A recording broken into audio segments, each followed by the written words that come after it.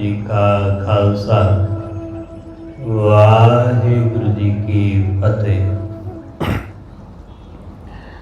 परम सन्मानयोग सतगुरां दे चरनां विच जुड़ बैठे रब रूप गुरमुख सत्संगी जन, सतगुरु जी की रहमत बख्शिश नाल सतगुरु जी के चरनां विच जुड़ के वाहिगुरु नाल जुड़न का यतन कर रहे हैं। सतगुरु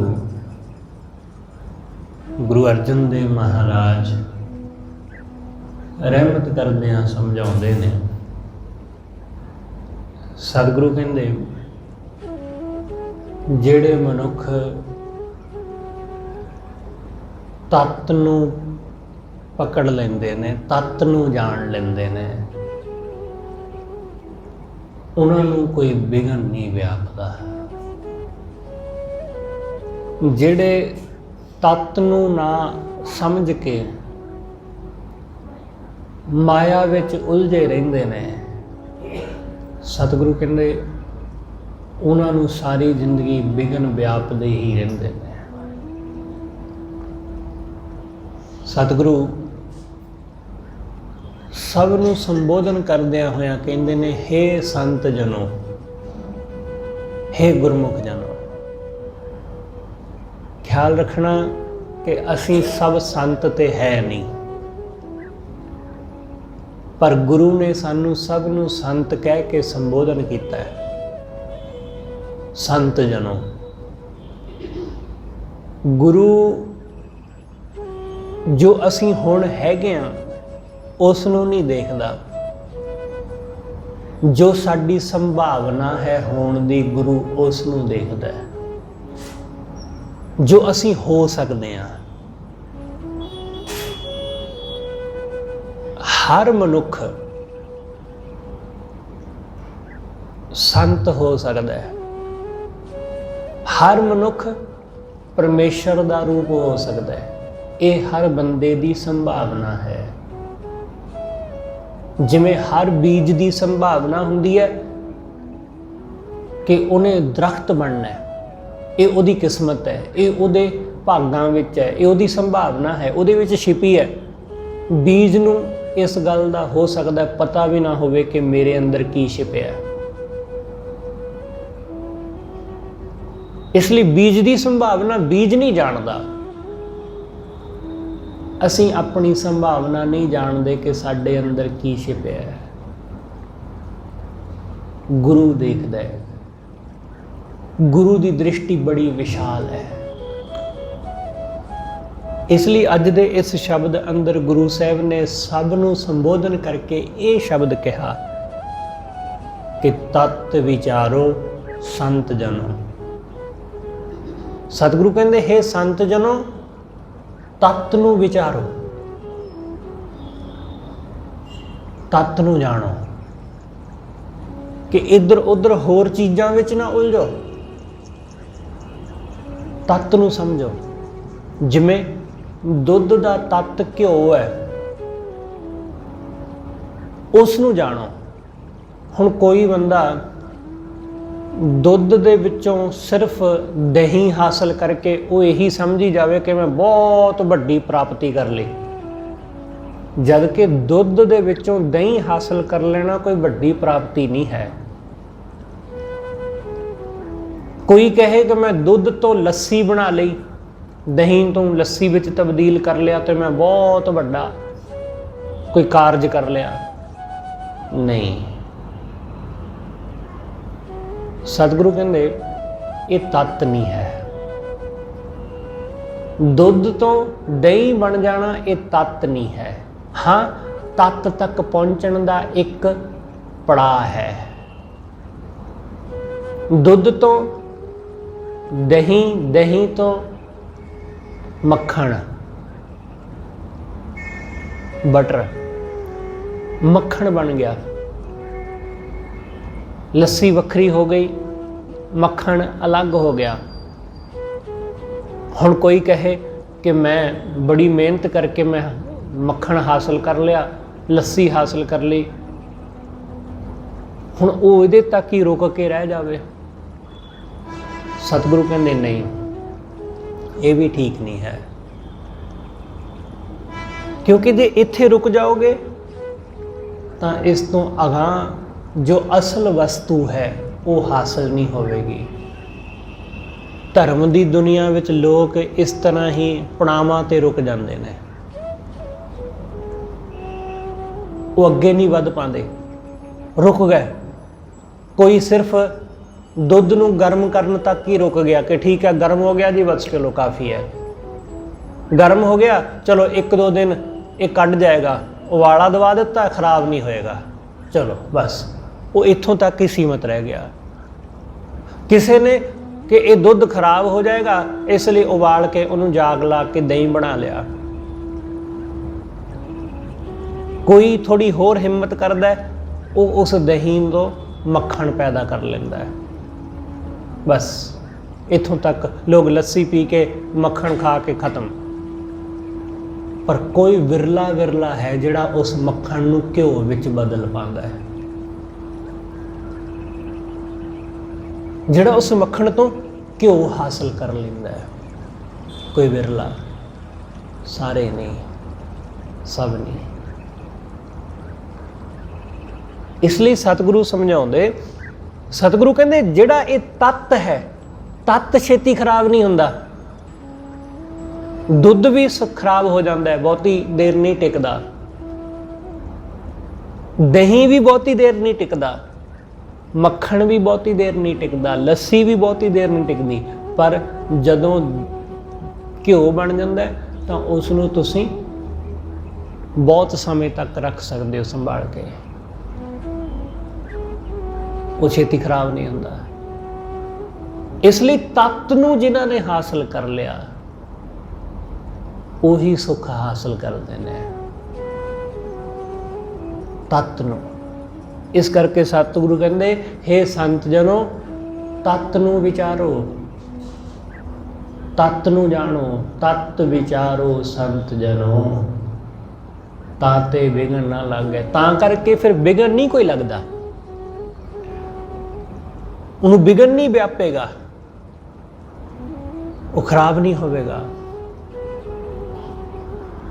ਅਸੀਂ ਮਾਇਆ ਵਿੱਚ ਉਲਝਦੇ ਰਹਿੰਦੇ ਹਾਂ, ਉਲਝੇ ਰਹਿੰਦੇ ਹਾਂ। ਇਸ ਕਰਕੇ ਮਾਇਆ ਹਮੇਸ਼ਾ ਰਹਿੰਦੀ ਨਹੀਂ, ਤਾਂ ਕਰਕੇ ਅਸੀਂ ਦੁਖੀ ਹੁੰਦੇ ਹਾਂ, ਤਾਂ ਕਰਕੇ ਖੱਜਲ ਹੁੰਦੇ ਹਾਂ, ਖੁਆਰ ਹੁੰਦੇ ਹਾਂ।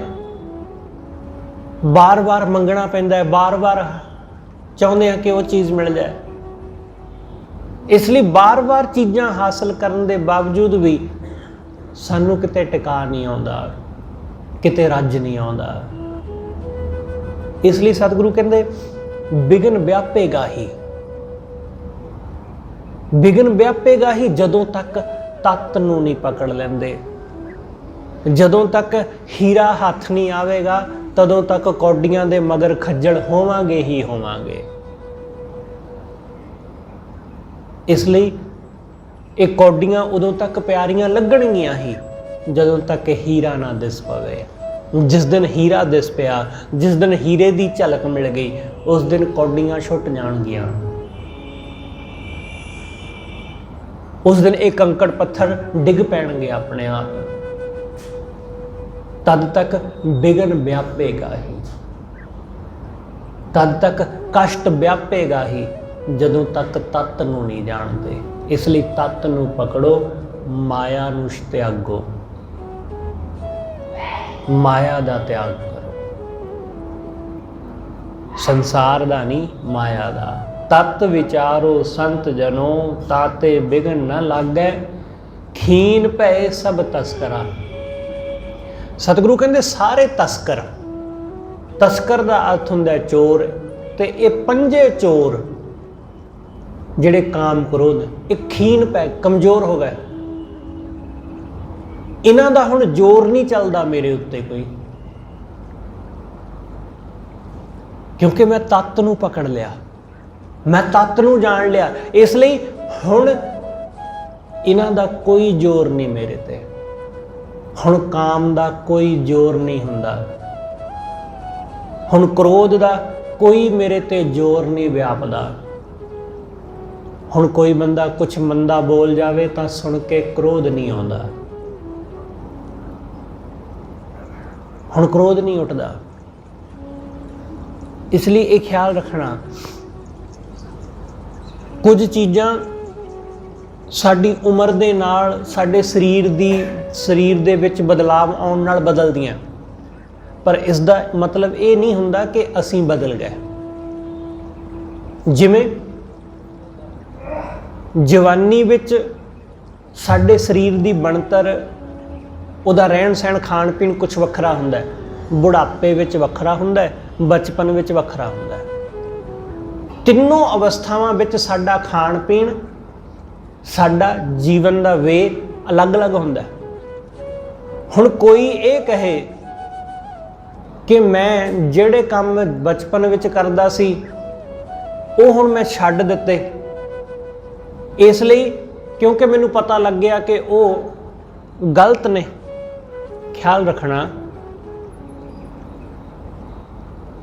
कि बचपन विच असीं बहुत सारियां गल्लां करदे हां। बचपन विच बच्चे मिट्टी भी खांदे ने, जो चीज़ मिलती है मूँह विच पा लेंदे ने, कुछ भी, क्योंकि अणजाण ने, ना समझ ने, कुछ नहीं पता है। हर चीज़ उन्होंने कुछ खाण पीण दी ही ऐसी ही जापदी, इसलिए हर चीज़ चब्बी जाते हैं कुछ भी। जिमें जिमें बच्चा जवान हुंदा है उवें उवें समझ आउण लग जाती है, उवें उवें वो उन्हां चीज़ां नूं त्याग दिंदा है। हुण इसे तरह जदों जिहड़े काम बंदा जवानी विच करदा है, बुढ़ापे विच उन्हां दा त्याग कर दिंदा है। बचपन अते जवानी विच अंतर है, क्योंकि बचपन विच जिहड़ियां गल्लां बच्चा करदा सी ਉਹ ਹੁਣ नहीं कीतियां जा सकदियां।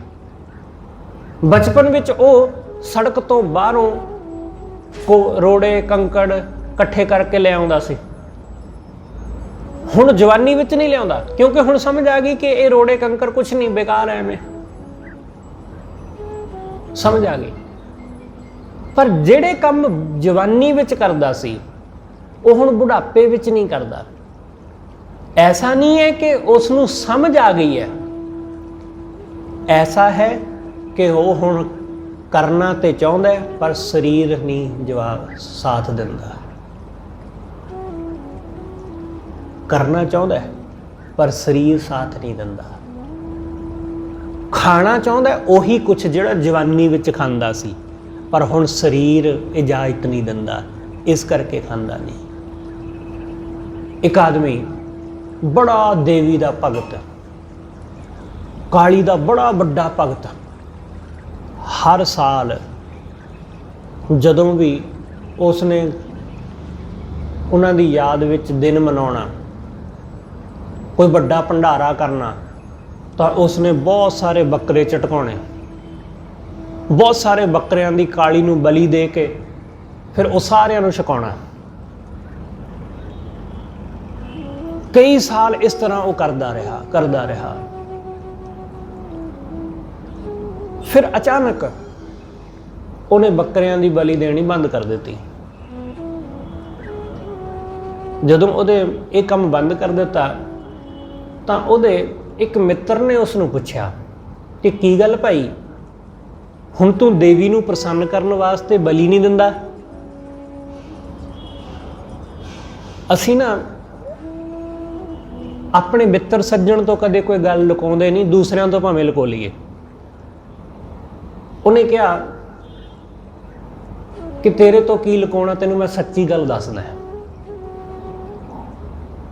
कि हुण ये बलियां देनियां बंद कर दित्तियां, वो इसलिए कीतियां क्योंकि हुण शरीर बुढ़ा हो गया। हुण पहलां तां जो भी मांस मिलदा सी, जो भी सब कुछ शरीर हजम कर जांदा सी, पर हुण शरीर हो गया बुढ़ा तो हुण वो हजम नहीं हुंदा। इस करके हुण ये कह दिता है कि जी हुण सोझी आ गई, समझ आ गई कि इन्हां चीज़ां विच कुछ नहीं पिया। असल गल ये है कि हुण खा नहीं हुंदा। दुनिया नूं ये कह रहे हैं कि जी समझ आ गई, पर अपने आप नूं ये समझाया होया कि हुण खाधा नहीं जाना। इसलिए जरूरी नहीं है कि जिहड़ा काम बंदे ने बुढ़ापे विच आके छड्ड दिता है तां उस नूं ज्ञान हो गया तां उहने छड्डिया। ये जरूरी नहीं है। उसने दुनिया की लोक लाज करके छड्डिया जां इस करके छड्डिया कि हुण शरीर बुढ़ा हो गया, हुण होना नहीं, पर चाहुंदा है मन विच हाले भी उही जवानी वाले काम करना, चाहुंदा है हाले भी जवानी विच उही सुख भोगने जिहड़े जवानी विच भोगदा सी, पर हुण शरीर इजाजत नहीं दिंदा है। इसलिए जदों कोई बुढ़ा आदमी जां बजुर्ग इस्त्री जदों वो कोई उहो जिहा पहरावा जिहड़ा जवानी विच पहनदे आ, उहो जिहा रहन सहन जिहड़ा जवानी विच करदे आ, जदों वो ऐसा कोई इस्त्री जां पुरुष दोनों करदे ने तां वो बड़े अजीब लगदे ने साडे समाज विच। असीं हੱਸ पैंदे आ उन्हां नूं देख के कि वेखो बुढ़े बारे की कर रहे। इसलिए लोग लोक लाज करके भी करन तो गुरेज करते हैं। इसलिए नहीं है कि ज्ञान हो गया, बस कि दुनिया चंगा नहीं समझेगी। जिन्हों ज्ञान हो गया, जिन्हों समझ आ गई, उहदी ते गल वखरी है। इस करके सतगुरु की समझाउंदे, सतगुरु कहंदे कि जदों बंदे नूं सोझी आ जाती है तदों वो विषयां विकारां वाले पासों हट जाता है, वो हट जाता है। तदों वासना उहदे ते हावी नहीं हुंदी, चाहे वो जवान होवे ते चाहे बुढ़ा। तदों क्रोध उहदे ते हावी नहीं हुंदा, तदों वो मोह विच लोभ विच अन्ना नहीं हुंदा, तदों सब कुछ हासिल करन दे बावजूद भी उहनूं हंकार नहीं हुंदा किसी गल दा। सतगुरु कहंदे खीन भय सब तस्करा, सारे तस्कर ये पंजे चोर काम क्रोध ये हुण खीन हो गए, कमज़ोर हो गए। हुण ये मेरे ते हावी नहीं, मैं हुण अपनी मर्जी नाल विचरना। मैं किसी का रूप वेखदा तां मन विच वासना नहीं उठदी, मैं किसी का घर वेखदा तां मन विच ये ख्याल नहीं उठदा कि काश इहो जिहा घर मेरे कोल भी होवे। कोई बंदा कुछ मंदा बोल जाए, कुछ इंसल्ट कर जाए तो उहदे वल्लों कीती इंसल्ट सुन के, निंदा सुन के गुस्सा नहीं आउंदा, क्रोध नहीं उठदा जिवें पहलां उठदा सी कि ये कौन हुंदा मैनूं गलत कहण वाला, ये कौन हुंदा मेरी गलती कड्ढण वाला, उहदे गल पै जांदा सी आदमी। सतगुरु कहंदे हुण नहीं, हुण इग्नोर करके लंघ गए कि जिमें कुछ होया ही ना होवे, जिमें किसी ने कुछ कहा ही ना होवे। तुसी अचानक तुसी लंघ रहे हो किसी सड़क तो, लंघ रहे सी, अचानक दरखत तो एक टाणी टुट्टी ते तुहाडे उपर डिग पई, तुसी हुण की करोगे? उत्थे दरखत दी टाणी ना होवे, कोई आदमी खड़ा होवे, तुसी कोलों दी लंघे, उन्हें तुहाडे सिर विच डांग मार दित्ती। काम इक्को जिहा ही होया, दरखत की टाणी साडे सिर विच वजी जां किसी बंदे ने साडे सिर विच कोई सोटी मार दी, चोट इक्को जी लगी, पर साडे मन ते इन्हां गल्लां दा असर अलग अलग हुंदा, क्योंकि दरखत तो अपने आप टुट्टी, इस करके सानू कोई बहुता अफसोस, बहुता गुस्सा, गिला कुछ भी नहीं। क्यों? क्योंकि जी दरखत तो डिग पई, टुट गई तो टुट गई, मैं नहीं हुंदा कोई होर हुंदा उहदे लग जानी सी, पर किसी बंदे ने मारिया, किसी बंदे ने सोटी मारी जां डांग मारी, फिर इस गल की बड़ी तकलीफ हुई, फिर इस गल का बड़ा दुख होया। तुसी जरा वेखो कि उस दरखत की थां उस बंदे नूं रख लो कि जैसा वो बंदा वैसा वो दरखत, दोनों इक्को जिहे। जदों असीं इस तरह वेखना शुरू कर दिंदे आ, फिर क्रोध नहीं जे व्यापदा। उस दरखत उत्ते सानू जरा भी क्रोध नहीं आया। तुसीं अपने घर बैठे, अपने सोफे ते बैठे, सामने तुहाडे टेबल पिया होया, तुसीं उठण लगे तुहाडा गोडा खूंजे दे टेबल दे खूंजे ते लगा बड़ी जोर नाल, ਤੁਸੀਂ ਕੀ ਕੀਤਾ? ਟੇਬਲ ਨੂੰ ਗਾਲਾਂ ਕੱਢੀਆਂ? ਬਿਲਕੁਲ ਵੀ ਨਹੀਂ। ਅਕਸਰ ਐਸਾ ਸਾਡਾ ਹੱਥ ਪੈਰ ਗੋਡੇ ਲੱਗ ਜਾਂਦੇ ਨੇ, ਪਰ ਅਸੀਂ ਕੀ ਟੇਬਲ ਨੂੰ ਭੰਨ ਦਿੰਦੇ ਹਾਂ? ਕਦੇ ਵੀ ਨਹੀਂ। ਕਿਉਂ? ਕਿਉਂਕਿ ਅਚਾਨਕ ਲੱਗਿਆ, ਅਚਾਨਕ ਵਾਪਰ ਗਿਆ ਬਸ ਠੀਕ ਹੈ। 2 ਮਿੰਟ ਉੱਥੇ ਬੈਠ ਜਾਂਦੇ ਆ ਕਿ ਗੋਡੇ ਨੂੰ ਮੜ ਲੈਂਦੇ ਆ, ਬਸ ਠੀਕ ਹੈ। ਪਰ ਜੇ ਐਸਾ ਕਿਸੇ ਬੰਦੇ ਨੇ ਕੀਤਾ ਹੋਵੇ, ਫਿਰ ਅਸੀਂ ਉਹਦੇ ਗਲ ਪੈਂਦੇ ਹਾਂ, ਫਿਰ ਅਸੀਂ ਉਹਨੂੰ ਮੰਦਾ ਚੰਗਾ ਬੋਲਦੇ ਹਾਂ। ਕੀ ਹੁਣ ਇੱਕ ਹੈ ਵਸਤੂ ਹੈ, ਇੱਕ ਕੋਈ ਆਦਮੀ ਹੈ, ਕਿਸੇ ਨੇ ਮਾਰਿਆ ਤਾਂ ਤਕਲੀਫ ਹੋਈ, ਪਰ ਆਪਣੇ ਆਪ ਲੱਗਿਆ ਤਾਂ ਫਿਰ ਬਹੁਤੀ ਤਕਲੀਫ ਨਹੀਂ ਹੋਈ। ਸਾਧੂ ਵਿੱਚ ਤੇ ਸਾਡੇ ਵਿੱਚ ਇਹੀ ਫਰਕ ਹੈ। ਉਹ ਜੈਸਾ ਦਰਖਤ ਤੋਂ ਟਾਹਣਾ ਟੁੱਟਾ ਉਹਦੇ ਲੱਗਾ, ਜੈਸਾ ਕਿਸੇ ਬੰਦੇ ਨੇ ਮਾਰਿਆ ਉਹਦੇ ਲਈ ਦੋਨੋਂ ਇੱਕੋ ਜਿਹੇ ਹੀ ਨੇ। ਇਸ ਲਈ ਜੈਸਾ ਉਹਨੂੰ ਦਰਖਤ ਤੋਂ ਆਪਣੇ ਆਪ ਟਾਹਣੀ ਟੁੱਟੀ ਤੇ ਗੁੱਸਾ ਨਹੀਂ ਆਇਆ, ਵੈਸਾ ਕਿਸੇ ਬੰਦੇ ਨੇ ਮਾਰਿਆ ਉਹਨੂੰ ਤਾਂ ਵੀ ਗੁੱਸਾ ਨਹੀਂ ਆਇਆ, ਉਹਨੂੰ ਤਾਂ ਵੀ ਕ੍ਰੋਧ ਨਹੀਂ ਆਇਆ।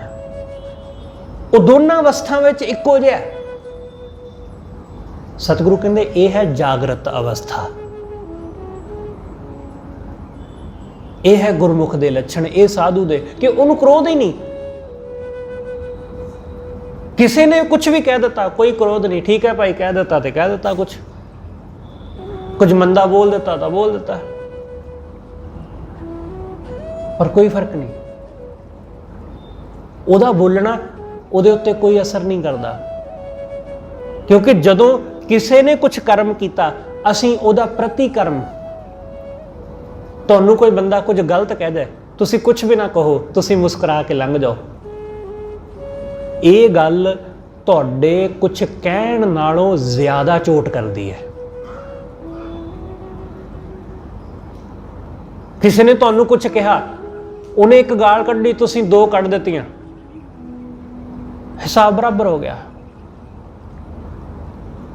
ਤਕਲੀਫ ਬਹੁਤੀ ਨਹੀਂ ਹੋਈ ਕਿਉਂਕਿ ਬਰਾਬਰ ਜਿਹਾ ਕੰਮ ਹੋ ਗਿਆ। ਪਰ ਤੁਸੀਂ ਕੁਝ ਵੀ ਨਹੀਂ ਕਿਹਾ, ਉਹਨੇ ਕੁਝ ਮੰਦਾ ਬੋਲਿਆ, ਤੁਸੀਂ ਹੱਸ ਕੇ ਲੰਘ ਗਏ। ਇਹ ਗੱਲ ਉਸ ਬੰਦੇ ਨੂੰ ਜ਼ਿਆਦਾ ਤਕਲੀਫ ਦਿੰਦੀ ਹੈ ਕਿ ਮੈਂ ਇਹਨੂੰ ਕੁਝ ਬੋਲਿਆ, ਇਹਨੇ ਕੁਝ ਵੀ ਨਹੀਂ ਕਿਹਾ, ਕਿ ਕੈਸਾ ਆਦਮੀ ਹੈ। ਇਸ ਗੱਲ ਦੀ ਬਹੁਤ ਸੰਭਾਵਨਾ ਹੈ ਕਿ ਉਸ ਬੰਦੇ ਨੇ ਜਿਸ ਗੱਲ ਕਰਕੇ ਤੁਹਾਨੂੰ ਕੁਝ ਗਲਤ ਬੋਲਿਆ, ਉਹ ਹੋ ਸਕਦਾ ਹੈ ਕਿ ਉਸ ਗੱਲ ਨੂੰ ਛੱਡ ਕੇ ਤੁਹਾਡੇ ਨਾਲ ਮਿੱਤਰਤਾ, ਤੁਹਾਡੇ ਨਾਲ ਪ੍ਰੇਮ ਸਾਂਝ ਪਾ ਲਵੇ, ਕਿਉਂਕਿ ਤੁਸੀਂ ਕੁਝ ਰਿਐਕਟ ਹੀ ਨਹੀਂ ਕੀਤਾ ਉਹਦੇ ਕੁਝ ਗਲਤ ਕਹਿਣ ਤੇ, ਉਹਦੇ ਕੁਝ ਮੰਦਾ ਬੋਲਣ ਤੇ। ਐਸੀਆਂ ਸਾਡੇ ਇਤਿਹਾਸ ਵਿੱਚ ਬਹੁਤ ਸਾਰੀਆਂ ਸਾਖੀਆਂ ਕਿ ਸਿੱਖਾਂ ਨਾਲ ਨਫ਼ਰਤ ਕਰਨ ਵਾਲਿਆਂ ਨੂੰ ਸਿੱਖਾਂ ਨਾਲ ਪਿਆਰ ਹੋ ਗਿਆ। ਕਿਉਂ? ਕਿਉਂਕਿ ਸਿੱਖਾਂ ਨੇ ਉਹਨਾਂ ਦੀ ਨਫ਼ਰਤ ਦੇ ਬਦਲੇ ਉਹਨਾਂ ਨੂੰ ਨਫ਼ਰਤ ਨਹੀਂ ਕੀਤੀ, ਉਹਨਾਂ ਦੇ ਮੰਦਾ ਬੋਲਣ ਦੇ ਬਦਲੇ ਉਹਨਾਂ ਨੂੰ ਮੰਦਾ ਨਹੀਂ ਬੋਲਿਆ ਅੱਗੋਂ। ਇਸ ਕਰਕੇ ਨਫ਼ਰਤ ਕਰਨ ਵਾਲੇ ਨੂੰ ਆਪਣੀ ਨਫ਼ਰਤ ਛੱਡਣੀ ਪੈ ਗਈ, ਕ੍ਰੋਧ ਕਰਨ ਵਾਲੇ ਨੂੰ ਆਪਣਾ ਕ੍ਰੋਧ ਛੱਡਣਾ ਪੈ ਗਿਆ। ਜੇ ਉਹ ਵੀ ਉਹਦੇ ਬਰਾਬਰ ਕ੍ਰੋਧ ਕਰਦਾ ਤਾਂ ਫਿਰ ਉੱਥੇ ਝਗੜਾ ਹੁੰਦਾ, ਲੜਾਈ ਹੁੰਦੀ ਹੈ।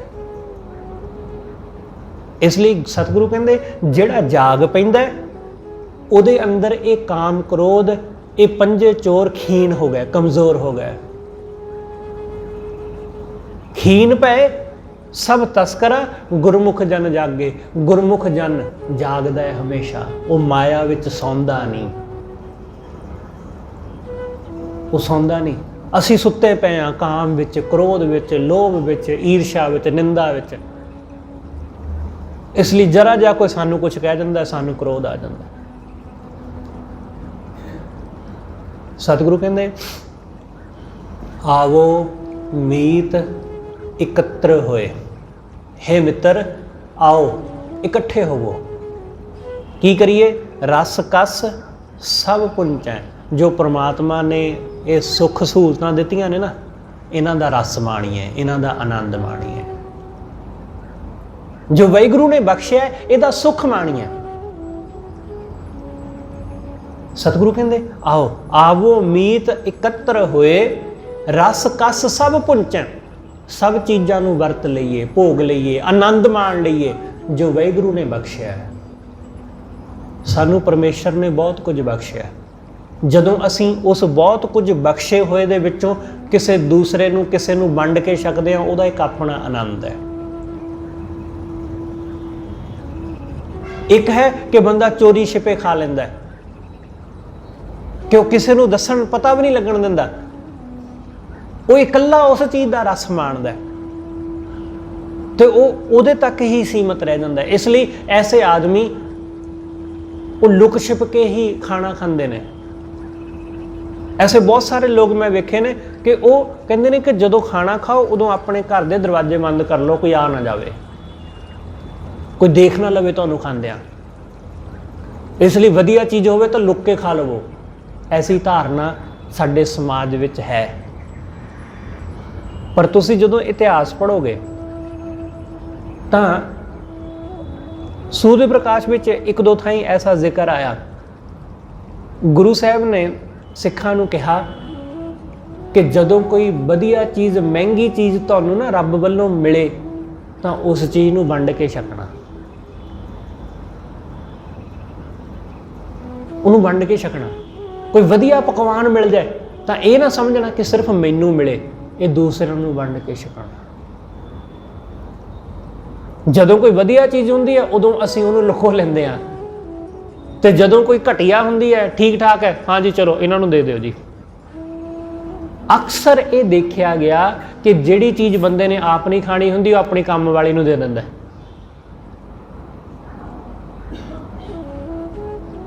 ਕਿਉਂ? ਕਿਉਂਕਿ ਅਸੀਂ ਖਾਣੀ ਨਹੀਂ, ਐਵੇਂ ਹੈ, ਬੇਕਾਰ ਹੈ। ਅਕਸਰ ਇਹ ਦੇਖਿਆ ਗਿਆ। ਪਰ ਜਿਹੜੀ ਚੀਜ਼ ਆਪ ਖਾਣੀ ਹੈ, ਵਧੀਆ ਹੈ, ਉਹ ਨਹੀਂ ਦਿੰਦਾ, ਉਸ ਚੀਜ਼ ਨੂੰ ਕਦੇ ਨਹੀਂ ਦਿੰਦਾ। ਐਸੇ ਬਹੁਤ ਸਾਰੇ ਲੋਕ ਨੇ ਜਿਹੜੇ ਐਸਾ ਕਰਦੇ ਨੇ, ਤੇ ਉਹ ਐਸਾ ਘਟੀਆ ਚੀਜ਼ ਵੀ ਕਿਸੇ ਨੂੰ ਦੇਖ ਕੇ ਉਹਦਾ ਅਹੰਕਾਰ ਕਰਦਾ ਹੈ ਕਿ ਮੈਂ ਇਹਨੂੰ ਕੁਝ ਖਾਣ ਲਈ ਦਿੱਤਾ ਹੈ, ਉਹਦੀ ਵੀ ਹਉਮੈ ਕਰਦਾ ਹੈ। ਸਤਿਗੁਰੂ ਦਾ ਮਤਲਬ ਕੁਝ ਹੋਰ ਹੈ, ਅਸੀਂ ਕੁਝ ਹੋਰ ਕਹਿੰਦੇ। ਅਸੀਂ ਕਹਿੰਦੇ ਜੀ ਵੰਡ ਕੇ ਛਕਦੇ ਹਾਂ, ਪਰ ਸਾਡੇ ਵੰਡ ਕੇ ਛਕਣ ਵਿੱਚ ਫਰਕ ਹੈ। ਅਸੀਂ ਉਹ ਚੀਜ਼ ਦੇ ਰਹੇ ਹਾਂ ਜਿਹੜੀ ਖਰਾਬ ਹੋ ਜਾਣੀ ਹੈ ਜਾਂ ਹੋ ਗਈ ਹੈ। ਪਰ ਗੁਰੂ ਕੀ ਕਹਿੰਦਾ? ਗੁਰੂ ਕਹਿੰਦਾ ਕਿ ਜੋ ਤੂੰ ਆਪ ਖਾ ਰਿਹਾ ਉਹਦੇ ਵਿੱਚੋਂ ਵੰਡ ਕੇ ਛਕ, ਉਹਦੇ ਵਿੱਚੋਂ, ਚਾਹੇ ਉਹ ਜੈਸਾ ਵੀ ਹੈ, ਚੰਗਾ ਹੈ, ਮੰਦਾ ਹੈ, ਜੈਸਾ ਵੀ, ਰੁੱਖਾ ਸੁੱਖਾ, ਕੈਸਾ ਵੀ, ਕੋਈ ਫਰਕ ਨਹੀਂ ਪੈਂਦਾ ਇਸ ਗੱਲ ਨਾਲ। ਦੇਸੀ ਘਿਓ ਦਾ ਹੈ ਜਾਂ ਡਾਲਡੇ ਘਿਓ ਦਾ, ਕੋਈ ਫਰਕ ਨਹੀਂ ਪੈਂਦਾ ਇਸ ਗੱਲ ਨਾਲ। ਸਤਿਗੁਰੂ ਕਹਿੰਦੇ ਰਸ ਕਸ ਸਭ ਪੁੰਚੈ ਬਰਾਬਰ, ਇੱਕੋ ਜਿਹਾ, ਕੋਈ ਫਰਕ ਨਾ ਹੋਵੇ, ਕੋਈ ਭਿੰਨ ਭੇਦ ਨਾ ਹੋਵੇ। ਅੱਜ ਸਾਡੇ ਮਨਾਂ ਵਿੱਚ ਐਸੇ ਬਹੁਤ ਭਿੰਨ ਭੇਦ ਨੇ, ਪਤਾ ਨਹੀਂ ਕਿੰਨੀਆਂ ਕਿ ਐਸੀਆਂ ਗੱਲਾਂ ਨੇ। ਅਸੀਂ ਸਮਝਦੇ ਹਾਂ ਕਿ ਅਸੀਂ ਬਹੁਤ ਵੱਡੇ ਗੁਰਸਿੱਖ ਹਾਂ, ਪਰ ਆਹ ਨਿੱਕੀਆਂ ਨਿੱਕੀਆਂ ਗੱਲਾਂ ਇਹ ਸਾਨੂੰ ਗੁਰੂ ਤੋਂ ਦੂਰ ਲੈ ਜਾਂਦੀਆਂ ਹੈ। ਛੋਟੀਆਂ ਛੋਟੀਆਂ ਅਸੀਂ ਵੱਡੀਆਂ ਗੱਲਾਂ ਕਰਦੇ ਹਾਂ, ਵੱਡੀਆਂ ਨਾਲ ਕੁਛ ਨਹੀਂ ਜੇ ਹੁੰਦਾ, ਆ ਛੋਟੀਆਂ ਕਰਕੇ ਅਸੀਂ ਦੂਰ ਹੋ ਜਾਂਦੇ ਹਾਂ। ਛੋਟੀਆਂ ਕਰਕੇ ਸਾਡੇ ਘਰਾਂ ਦੇ ਕਲੇਸ਼ ਵੀ ਤਾਂ ਛੋਟੀਆਂ ਛੋਟੀਆਂ ਗੱਲਾਂ ਕਰਕੇ ਹੁੰਦੇ ਨੇ। ਵੱਡੀਆਂ ਗੱਲਾਂ ਦਾ ਤਾਂ ਕੋਈ ਕਲੇਸ਼ ਹੁੰਦਾ ਹੀ ਨਹੀਂ, ਨਿੱਕੀਆਂ ਨਿੱਕੀਆਂ ਗੱਲਾਂ ਦਾ ਕਲੇਸ਼ ਹੁੰਦਾ ਹੈ ਹਮੇਸ਼ਾ। ਇਸ ਲਈ ਸਤਿਗੁਰੂ ਸਮਝਾਉਂਦੇ, ਸਤਿਗੁਰੂ ਕਹਿੰਦੇ ਭਾਈ ਇਕੱਠੇ ਹੋਵੋ, ਮਿਲ ਕੇ ਵਾਹਿਗੁਰੂ ਦੀਆਂ ਬਖਸ਼ੀਆਂ ਦਾਤਾਂ ਦਾ ਆਨੰਦ ਮਾਣੋ। ਆਵੋ ਮੀਤ ਇਕੱਤਰ ਹੋਏ, ਰਸ ਕਸ ਸਭ ਪੁੰਚੈ, ਅੰਮ੍ਰਿਤ ਨਾਮ ਹਰ ਹਰ ਜਪੈ। ਸਤਿਗੁਰੂ ਕਹਿੰਦੇ ਸਿਰਫ ਖਾਣਾ ਖਾਣ ਲਈ ਇਕੱਠੇ ਨਾ ਹੋਵੋ। ਦੁਨੀਆ ਸਿਰਫ ਖਾਣ ਪੀਣ ਲਈ ਇਕੱਠੀ ਹੁੰਦੀ ਹੈ। ਅਸੀਂ ਸਿਰਫ ਖਾਣੀ ਖਾਣ, ਰੋਟੀ ਖਾਣ, ਬਸ ਇਹਨਾਂ ਚੀਜ਼ਾਂ ਵਾਸਤੇ ਇਕੱਠੇ ਹੁੰਦੇ ਹਾਂ। ਅਦਰਵਾਈਜ਼ ਅਸੀਂ ਇਕੱਠੇ ਕਦੋਂ ਹੁੰਦੇ ਹਾਂ? ਕਦੀ ਕੋਈ ਗੱਲਬਾਤ ਕਰਨ, ਕਦੀ ਕੋਈ ਬੈਠ ਕੇ ਵਿਚਾਰਾਂ ਕਰਨ ਵਾਸਤੇ ਅਸੀਂ ਕਦੋਂ ਇਕੱਠੇ ਹੁੰਦੇ ਹਾਂ? ਬੜੀ ਮੁਸ਼ਕਲ ਦੇ ਨਾਲ। ਘਰਾਂ ਦੇ ਵਿੱਚ ਅੱਜ ਕੱਲ੍ਹ ਐਸਾ ਹੀ ਹੈ ਕਿ ਬਸ ਖਾਣ ਦੇ ਟੇਬਲ ਤੇ ਪਰਿਵਾਰ ਇਕੱਠਾ ਹੁੰਦਾ, ਬਸ ਉਸ ਤੋਂ ਬਿਨਾਂ ਕਿੱਥੇ ਹੁੰਦਾ। ਬੜੀ ਮੁਸ਼ਕਲ ਨਾਲ ਸਵੇਰੇ ਬ੍ਰੇਕਫਾਸਟ ਤੇ ਇਕੱਠੇ ਹੁੰਦੇ ਨੇ, ਬੜੀ ਮੁਸ਼ਕਲ ਨਾਲ ਦੁਪਹਿਰ, ਸ਼ਾਮ ਨੂੰ, ਰਾਤ ਨੂੰ ਡਿਨਰ ਤੇ ਖਾਣੇ ਤੇ ਇਕੱਠੇ ਹੁੰਦੇ, ਬੜੀ ਮੁਸ਼ਕਲ ਨਾਲ। ਉਂਝ ਕਿੱਥੋਂ ਬੈਠਦੇ ਨੇ ਪਰਿਵਾਰ ਦੇ ਮੈਂਬਰ? ਬਾਕੀ ਹੋਰ ਰਿਸ਼ਤੇਦਾਰਾਂ ਜਾਂ ਮਿੱਤਰਾਂ ਸੱਜਣਾ ਦੀ ਤਾਂ ਗੱਲ ਵੱਖਰੀ, ਪਰਿਵਾਰ ਦੇ ਮੈਂਬਰ ਨਹੀਂ ਇਕੱਠੇ ਹੋ ਕੇ ਬੈਠਦੇ। ਸਤਿਗੁਰੂ ਕਹਿੰਦੇ ਅੰਮ੍ਰਿਤ ਨਾਮ ਹਰ ਹਰ ਜਪੈ, ਜਿਵੇਂ ਦੂਸਰਿਆਂ ਦੇ ਨਾਲ ਤੂੰ ਵੰਡ ਕੇ ਛਕਿਆ ਨਾ ਬਹਿ ਕੇ, ਇਸੇ ਤਰ੍ਹਾਂ ਬਹਿ ਕੇ ਦੂਸਰਿਆਂ ਦੇ ਨਾਲ ਵਾਹਿਗੁਰੂ ਦਾ ਨਾਮ ਜਪ। ਅੰਮ੍ਰਿਤ ਨਾਮ ਹਰ ਹਰ ਜਪੇ, ਮਿਲ ਪਾਪਾਂ ਮੁੰਚੈ। ਜਿਵੇਂ ਵਾਹਿਗੁਰੂ ਦੀਆਂ ਦਾਤਾਂ ਨੂੰ ਵੰਡ ਕੇ ਜਦੋਂ ਛਕਦੇ ਹਾਂ ਤੇ ਆਨੰਦ ਵੱਧਦਾ ਹੈ, ਸੁੱਖ ਵੱਧਦਾ ਹੈ। ਜਦੋਂ ਅਸੀਂ ਮਿਲ ਕੇ ਪਰਮੇਸ਼ਰ ਦੇ ਨਾਮ ਨੂੰ ਜਪਦੇ ਹਾਂ ਤੇ ਸਾਡੇ ਅੰਦਰੋਂ ਪਾਪਾਂ ਦਾ ਭਾਰ ਘਟਦਾ ਹੈ, ਸਾਡੇ ਮਨ ਦੀ ਮੈਲ ਲੱਥਦੀ ਹੈ। ਇਸ ਲਈ ਸਤਿਗੁਰੂ ਕਹਿੰਦੇ ਭਾਈ ਉਸ ਪ੍ਰਮਾਤਮਾ ਦੇ ਨਾਮ ਨੂੰ ਸਿਮਰੋ, ਇਕੱਠੇ ਹੋ ਕੇ ਉਹਦਾ ਜਪ ਤਪ ਕਰੋ, ਉਹਨੂੰ ਸਿਮਰੋ। ਤਤ ਵਿਚਾਰੋ ਸੰਤ ਜਨੋ, ਤਾਤੇ ਵਿਘਨ ਨਾ ਲੱਗੈ। ਤਤ ਨੂੰ ਵਿਚਾਰੋ, ਤਾਂ ਕਰਕੇ ਫਿਰ ਕੋਈ ਵਿਘਨ ਨਹੀਂ ਲੱਗਦਾ। ਜਿਹੜਾ ਤਤ ਨੂੰ ਜਾਣ ਲੈਂਦਾ ਉਸ ਨੂੰ ਕਦੇ ਕੋਈ ਵਿਘਨ ਨਹੀਂ ਵਿਆਪਦਾ। ਖੀਨ ਭਏ ਸਭ ਤਸਕਰਾ, ਗੁਰਮੁਖ ਜਨ ਜਾਗੈ। ਸਤਿਗੁਰੂ ਕਹਿੰਦੇ ਸਾਰੇ ਤਸਕਰ ਕਾਮ ਕ੍ਰੋਧ ਖੀਣ ਹੋ ਗਏ ਤੇ ਗੁਰਮੁਖ ਜਾਗ ਪਿਆ। ਗੁਰੂ ਦੇ ਚਰਨਾਂ ਨਾਲ ਜੁੜ ਕੇ ਅਸੀਂ ਜਾਗ ਪਏ, ਗੁਰਮੁਖ ਹੋ ਗਏ ਤੇ ਕਾਮ ਕ੍ਰੋਧ ਅੰਦਰੋਂ ਖੀਣ ਹੋ ਗਏ। ਹੁਣ ਕਾਮ ਕ੍ਰੋਧ ਦਾ ਕੋਈ ਅਸਰ ਨਹੀਂ ਹੁੰਦਾ ਮਨ ਤੇ। ਰਹਾਓ ਬੁੱਧ ਗਰੀਬੀ ਖਰਚ ਲੈ, ਹਉਮੈ ਵਿਖ ਜਾਰੂ। ਸਤਿਗੁਰੂ ਕਹਿੰਦੇ ਨਿਮਰਤਾ ਵਾਲੀ ਬੁੱਧੀ, ਆਹ ਖਰਚ ਆਪਣੇ ਪੱਲੇ ਬੰਨ ਲਵੋ। ਬੁੱਧ ਗਰੀਬੀ ਖਰਚ ਲੈ ਹੋਏ। ਬੁੱਧੀ ਗੁਰੂ ਦੇ ਕੋਲੋਂ ਮਿਲਦੀ ਹੈ, ਗੁਰੂ ਦਿੰਦਾ ਹੈ ਬੁੱਧੀ, ਗੁਰੂ ਦਿੰਦਾ ਹੈ ਸਾਨੂੰ ਸੋਝੀ। ਗਰੀਬੀ ਨਿਮਰਤਾ ਦਾ ਧਨ, ਗਰੀਬੀ ਦਾ ਧਨ, ਨਿਮਰਤਾ ਦਾ ਧਨ। ਆਹ ਵਾਲਾ ਖਰਚ ਆਪਣੇ ਪੱਲੇ ਬੰਨੋ ਕਿ ਨਿਮਰਤਾ ਹੋਵੇ। ਪੈਸੇ ਤਾਂ ਚਾਰ ਸਾਡੇ ਕੋਲ ਹੈਗੇ ਹੀ ਨੇ, ਹਰ ਬੰਦੇ ਨੇ ਆਪਣੇ ਸਮੇਂ ਔਖੇ ਸਮੇਂ ਵਾਸਤੇ ਥੋੜ੍ਹਾ ਬਹੁਤ ਸੰਭਾਲ ਕੇ ਰੱਖਿਆ ਹੀ ਹੁੰਦਾ, ਬਹੁਤਾ ਨਹੀਂ ਤਾਂ ਥੋੜ੍ਹਾ ਬਹੁਤ। ਸਤਿਗੁਰੂ ਕਹਿੰਦੇ ਉਹ ਜਿਹੜਾ ਥੋੜ੍ਹਾ ਬਹੁਤ ਹੈ ਨਾ, ਉਹ ਤਾਂ ਪਿਆ ਹੀ ਰਹਿ ਜਾਂਦਾ ਹੈ, ਪਰ ਨਿਮਰਤਾ ਦਾ ਧਨ, ਨਿਮਰਤਾ ਦਾ, ਇਹ ਸਾਰਿਆਂ ਕੋਲ ਨਹੀਂ ਹੁੰਦਾ। ਪੈਸੇ ਤਾਂ ਚਾਰ ਹਰ ਇੱਕ ਬੰਦੇ ਦੇ ਕੋਲ ਹੁੰਦੇ ਹੀ ਨੇ, ਪਰ ਵਾਹਿਗੁਰੂ ਦੇ ਦਰ ਦਾ ਆ ਨਿਮਰਤਾ ਦਾ ਧਨ ਨਹੀਂ ਹੈ ਕਿਸੇ ਕੋਲ।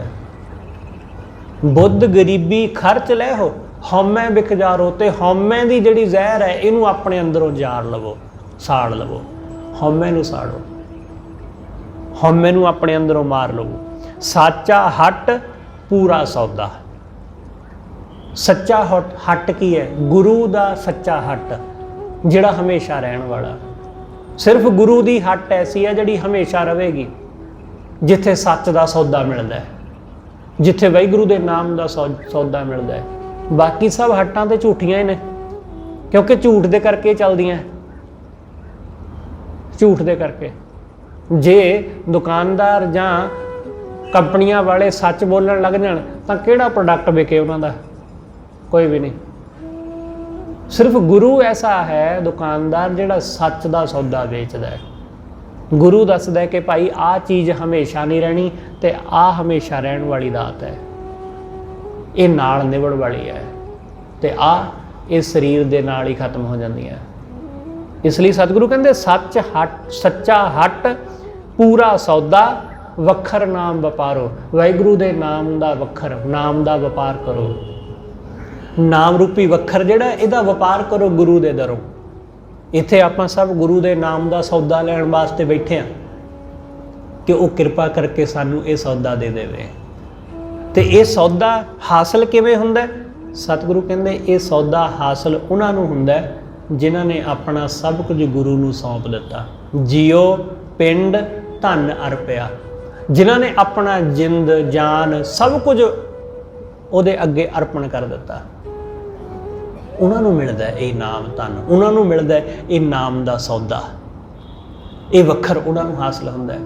ਜੀਓ ਪਿੰਡ ਧਨ ਅਰਪਿਆ ਸੇਈ ਪਤਵੰਤੇ। ਸਤਿਗੁਰੂ ਕਹਿੰਦੇ ਉਹੀ ਉਹਦੀ ਨਿਗਾਹ ਦੇ ਵਿੱਚ ਪਤਵੰਤ, ਇੱਜ਼ਤ ਵਾਲੇ ਹੁੰਦੇ ਨੇ। ਅਸੀਂ ਉਹਨਾਂ ਨੂੰ ਇੱਜ਼ਤਦਾਰ ਕਹਿੰਦੇ ਹਾਂ ਜਿਨ੍ਹਾਂ ਦੇ ਕੋਲ ਪੈਸਾ ਹੁੰਦਾ ਹੈ, ਜਿਨ੍ਹਾਂ ਦੇ ਕੋਲ ਪੈਸਾ ਹੈ। ਸਾਡੇ ਸਮਾਜ ਵਿੱਚ ਉਹਨਾਂ ਲੋਕਾਂ ਦੀ ਹੀ ਇੱਜ਼ਤ ਹੈ ਜਿਨ੍ਹਾਂ ਕੋਲ ਦੌਲਤ ਹੁੰਦੀ ਹੈ। ਬਿਨਾਂ ਦੌਲਤ ਵਾਲੇ ਆਦਮੀ ਨੂੰ ਕੌਣ ਇੱਜ਼ਤ ਦਿੰਦਾ ਜੇ? ਸਤਿਗੁਰੂ ਨੇ ਬਾਣੀ ਵਿੱਚ ਜ਼ਿਕਰ ਕੀਤਾ। ਸਤਿਗੁਰੂ ਕਹਿੰਦੇ ਨਿਰਧਨ ਬੰਦੇ ਨੂੰ ਆਦਰ ਕੋਈ ਨਹੀਂ ਦਿੰਦਾ, ਨਿਰਧਨ ਆਦਰ ਕੋਈ ਉਹਨਾਂ ਦੇ, ਨਿਰਧਨ ਨੂੰ ਕੋਈ ਆਦਰ ਨਹੀਂ ਦਿੰਦਾ। ਅਮੀਰ ਆਦਮੀ ਨੂੰ ਹਰ ਕੋਈ ਆਦਰ ਦਿੰਦਾ, ਹਰ ਕੋਈ ਸਨਮਾਨ ਦਿੰਦਾ। ਇਸ ਲਈ ਸਤਿਗੁਰੂ ਨੇ ਅਮੀਰ ਆਦਮੀ ਨੂੰ ਪਤਵੰਤ ਨਹੀਂ ਕਿਹਾ। ਸਤਿਗੁਰੂ ਕਹਿੰਦੇ ਪ੍ਰਭ ਕੋ ਸਿਮਰੈ ਸੇ ਪਤਵੰਤੇ। ਜਿਹੜੇ ਪ੍ਰਭੂ ਨੂੰ ਸਿਮਰਦੇ ਨੇ ਉਹ ਪਤਵੰਤ ਨੇ, ਉਹੀ ਧਨਵੰਤ ਨੇ।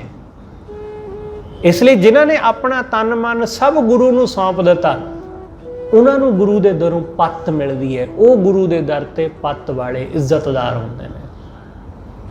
ਜਿਉ ਪਿੰਡ ਧਨ ਅਰਪਿਆ ਸੇਈ ਪਤਵੰਤੇ, ਆਪਨੜੇ ਪ੍ਰਭ ਭਾਣਿਆ ਨਿਤ ਕੇਲ ਕਰਨ ਤੇ। ਜਿਹੜੇ ਆਪਣੇ ਪ੍ਰਭੂ ਨੂੰ ਭਾ ਗਏ, ਜਿਹੜੇ ਪਰਮੇਸ਼ਰ ਨੂੰ ਚੰਗੇ ਲੱਗ ਗਏ, ਸਤਿਗੁਰੂ ਕਹਿੰਦੇ ਉਹ ਨਿਤ ਕੇਲ ਕਰਨ ਤੇ, ਉਹ ਨਿਤ ਜੀਵਨ ਦੇ ਕੇਲ, ਜੀਵਨ ਦੇ ਆਨੰਦ ਮਾਣਦੇ ਨੇ। ਉਹ ਨਿਤ ਉਸ ਸੰਸਾਰ ਦੀਆਂ ਰੰਗ ਰਲੀਆਂ ਵਿੱਚ ਉਲਝਦੇ ਨਹੀਂ, ਪਰ ਇਸ ਸੰਸਾਰ ਦੇ ਰੰਗ ਨੂੰ ਮਾਣਦੇ ਨੇ, ਇਹਦਾ ਆਨੰਦ ਲੈਂਦੇ ਨੇ, ਪਰ ਉਲਝਦੇ ਨਹੀਂ। ਜਿਹੜਾ ਉਲਝ ਜਾਂਦਾ ਤਾਂ ਫਿਰ ਉਹਨੂੰ ਅਚਿੰਤੇਵਾਜ ਆ ਪੈਂਦਾ, ਪਰ ਗੁਰਮੁਖ ਉਲਝਦਾ ਨਹੀਂ। ਬੇਸ਼ੱਕ ਉਹ ਰੰਗ ਮਾਣਦਾ ਦੁਨੀਆ ਦਾ, ਪਰ ਉਲਝਦਾ ਨਹੀਂ। ਉਹ ਚੇਤੇ ਰੱਖਦਾ ਹੈ ਕਿ ਅੱਜ ਭਲਕੇ ਬਾਜ ਆਏਗਾ ਜਿਹੜਾ ਕੇਲ ਕਰਿੰਦੇ ਨੂੰ ਲੈ ਜਾਏਗਾ। ਉਹ ਚੇਤੇ ਰੱਖਦਾ। ਅਸੀਂ ਲੋਕ ਭੁੱਲ ਜਾਂਦੇ ਹਾਂ, ਇਸ ਕਰਕੇ ਅਸੀਂ ਦੁਖੀ ਹੁੰਦੇ ਹਾਂ। ਗੁਰਮੁਖ ਰੰਗ ਮਾਣਦਾ, ਪਰ ਉਹ ਹਰ ਵੇਲੇ ਚੇਤੇ ਰੱਖਦਾ ਕਿ ਮੌਤ ਕਿਸੇ ਵਕਤ ਵੀ ਆ ਸਕਦੀ ਹੈ। ਇਸ ਲਈ ਉਹਦਾ ਆਨੰਦ ਮਾਣਨਾ ਤੇ ਸਾਡਾ ਆਨੰਦ ਮਾਣਨਾ ਇਹ ਵੱਖੋ ਵੱਖਰਾ ਹੁੰਦਾ। ਉਹ ਆਨੰਦ ਮਾਣਦਿਆਂ ਮੁਕਤ ਹੋ ਜਾਂਦਾ ਹੈ, ਅਸੀਂ ਆਨੰਦ ਮਾਣਦਿਆਂ ਹੀ ਜੰਮਣ ਮਰਨ ਦੇ ਗੇੜ ਵਿੱਚ ਪੈ ਜਾਂਦੇ ਹਾਂ। ਸਤਿਗੁਰੂ ਕਹਿੰਦੇ ਉਹ ਹਮੇਸ਼ਾ ਰੰਗ ਮਾਣਦਾ ਵਾਹਿਗੁਰੂ ਦੀਆਂ ਦਾਤਾਂ ਦਾ। ਦੁਰਮਤ ਮਦ ਜੋ ਪੀਵਤੇ ਬਿਖਲੀ ਪੱਤ ਕਮਲੀ। ਸਤਿਗੁਰੂ ਕਹਿੰਦੇ ਜਿਹੜੇ ਲੋਕ ਦੁਰਮਤ ਕਾਰਨ, ਭੈੜੀ ਮੱਤ ਕਾਰਨ ਵਿਸ਼ਿਆਂ ਵਿੱਚ, ਨਸ਼ਿਆਂ ਵਿੱਚ, ਵਿਕਾਰਾਂ ਵਿੱਚ ਪੈ ਜਾਂਦੇ ਨੇ, ਮਦ ਨਸ਼ਾ ਪੀਂਦੇ ਨੇ, ਦੁਰਮਤ ਮਦ ਜੋ ਪੀਵਤੇ, ਜਿਹੜੇ ਸਤਿਗੁਰੂ ਕਹਿੰਦੇ ਸ਼ਰਾਬ ਪੀਂਦੇ ਨੇ, ਨਸ਼ਾ ਪੀਂਦੇ ਨੇ, ਬਿਖਲੀ ਪੱਤ ਕਮਲੀ, ਉਹ ਦੁਰਚਾਰੀ ਨੇ, ਮਾੜੇ ਕਰਮ ਕਰਨ ਵਾਲੇ, ਕਮਲੇ। ਸ਼ਰਾਬ ਪੀ ਪੀ ਕੇ, ਨਸ਼ੇ ਕਰ ਕਰਕੇ ਕਮਲੇ ਹੋ ਗਏ। ਸਤਿਗੁਰੂ ਕਹਿੰਦੇ ਪੱਤ ਗਈ, ਕਿਉਂਕਿ ਸ਼ਰਾਬ ਕਾਰਨ, ਨਸ਼ਿਆਂ ਕਾਰਨ ਪੱਤ ਵੀ ਗਵਾ ਲੈਂਦਾ ਬੰਦਾ ਆਪਣੀ। ਸਤਿਗੁਰੂ ਕਹਿੰਦੇ ਕਮਲਾ ਹੈ ਉਹ ਆਦਮੀ ਜਿਹੜਾ ਦੁਨਿਆਵੀ ਨਸ਼ਿਆਂ ਦੇ ਵਿੱਚ ਉਲਝਿਆ ਹੋਇਆ। ਰਾਮ ਰਸਾਇਣ ਜੋਰਤੇ ਨਾਨਕ ਸੱਚ ਅਮਲੀ। ਜਿਹੜੇ ਪ੍ਰਮਾਤਮਾ ਦੇ ਨਾਮ ਦੇ ਨਸ਼ੇ ਵਿੱਚ ਮਸਤ ਨੇ, ਉਹੀ ਅਸਲ ਅਮਲੀ ਨੇ।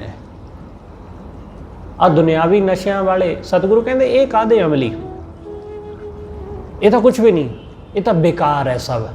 ਜਿਹੜਾ ਵਾਹਿਗੁਰੂ ਦੇ ਨਾਮ ਦਾ ਰਸ ਹੈ, ਉਹਦੇ ਨਾਮ ਦਾ ਨਸ਼ਾ ਹੈ, ਉਹ ਜੋ ਸੁੱਖ ਦਿੰਦਾ ਹੈ ਨਾ, ਉਹ ਆਹ ਨਸ਼ੇ ਨਹੀਂ ਦੇ ਸਕਦੇ। ਧਰਮ ਹਮੇਸ਼ਾ ਹੀ ਨਸ਼ੇ ਦੇ ਖਿਲਾਫ ਰਿਹਾ, ਨਸ਼ੇ ਦੇ ਹੱਕ ਵਿੱਚ ਕਦੇ ਵੀ ਨਹੀਂ, ਕਿਉਂਕਿ ਨਸ਼ਾ ਬੰਦੇ ਨੂੰ ਬੇਸੁੱਧ ਕਰਦਾ ਹੈ, ਬੇਸੁੱਧ। ਤੇ ਧਰਮ ਦਾ ਕਰਮ ਕੀ ਹੈ? ਧਰਮ ਦਾ ਕਰਮ ਬੰਦੇ ਨੂੰ ਜਾਗਰਤ ਕਰਨਾ ਹੈ, ਹੋਸ਼ ਵਿੱਚ ਲਿਆਉਣਾ ਹੈ। ਇਸ ਲਈ ਨਸ਼ੇ ਦਾ ਵਿਰੋਧ ਧਰਮ ਨੇ ਸਿਰਫ ਇਸੇ ਕਰਕੇ ਕੀਤਾ, ਕਿਉਂਕਿ ਧਰਮ ਬੰਦੇ ਨੂੰ ਜਾਗਰਤ ਕਰਦਾ ਹੈ, ਅਵੇਅਰ ਕਰਦਾ ਹੈ, ਉਹਨੂੰ ਪੂਰਾ ਹੋਸ਼ ਵਿੱਚ ਲਿਆਉਂਦਾ ਕਿ ਉਹ ਸੁੱਤਾ ਹੋਇਆ ਵੀ ਜਾਗਦਾ ਹੋਇਆ ਹੁੰਦਾ ਹੈ, ਤੇ ਨਸ਼ੇ ਵਿੱਚ ਆਦਮੀ ਜਾਗਦਾ ਹੋਇਆ ਵੀ ਸੁੱਤਾ ਹੋਇਆ ਹੁੰਦਾ ਹੈ। ਇਸ ਲਈ ਸਤਿਗੁਰੂ ਕਹਿੰਦੇ ਜਿਨ੍ਹਾਂ ਨੇ ਵਾਹਿਗੁਰੂ ਦੇ ਨਾਮ ਦੇ ਰਸ ਵਿੱਚ ਖੁਦ ਨੂੰ ਰੰਗ ਲਿਆ, ਜਿਹੜੇ ਉਹਦੇ ਨਾਮ ਵਿੱਚ ਰਸੇ ਗਏ, ਰੰਗੇ ਗਏ, ਉਹੀ ਸੱਚੇ ਅਮਲੀ। ਨਾਮ ਰਾਮ ਰਸਾਇਣ ਜੋਰਤੇ ਨਾਨਕ ਸੱਚ ਅਮਲੀ। ਉਹਨਾਂ ਨੂੰ ਵਾਹਿਗੁਰੂ ਦੇ ਨਾਮ ਦਾ ਰਸ ਮਿਲਿਆ। ਜਿਵੇਂ ਤੁਸੀਂ ਅਕਸਰ ਇੱਕ ਪੰਕਤੀ ਗੁਰਬਾਣੀ ਤੋਂ ਬਾਹਰ ਦੀ ਜੋ ਹੈ ਉਹ ਸੁਣਦੇ ਪੜ੍ਹਦੇ ਹੋ ਕਿ ਨਾਮ ਖੁਮਾਰੀ ਨਾਨਕਾ ਚੜ੍ਹੀ ਰਹੇ ਦਿਨ ਰਾਤ, ਕਿ ਉਹਦੇ ਨਾਮ ਦੀ ਖੁਮਾਰੀ ਜਿਹੜੀ ਦਿਨ ਰਾਤ ਚੜ੍ਹੀ ਰਹਿੰਦੀ ਹੈ, ਉਹਦੇ ਨਾਮ ਦੀ ਐਸੀ ਮਸਤੀ ਜਿਹੜੀ ਕਦੇ ਨਹੀਂ ਉਤਰਦੀ। ਇਹ ਨਾਮ ਦਾ ਰਸ, ਇਹ ਨਾਮ ਦਾ ਨਸ਼ਾ ਗੁਰੂ ਕਿਰਪਾ ਕਰਕੇ ਸਾਨੂੰ ਬਖਸ਼ੇ ਕਿ ਉਹਦੇ ਨਾਮ ਦਾ ਰੰਗ ਚੜ੍ਹ ਸਕੇ। ਹੋਈਆਂ ਭੁੱਲਾਂ ਲਈ ਖਿਮਾ ਸਤਿਗੁਰੂ ਜੀ ਅਤੇ ਆਪ ਸਰਬੱਤ ਸੰਗਤ ਬਖਸ਼ਣ ਜੋ ਭੁੱਲਾਂ ਨਾ ਚਤਾਰਦੇ ਹੋਏ ਆਖੋ ਜੀ ਵਾਹਿਗੁਰੂ ਜੀ ਕਾ ਖਾਲਸਾ ਵਾਹਿਗੁਰੂ ਜੀ ਕੀ ਫਤਿਹ।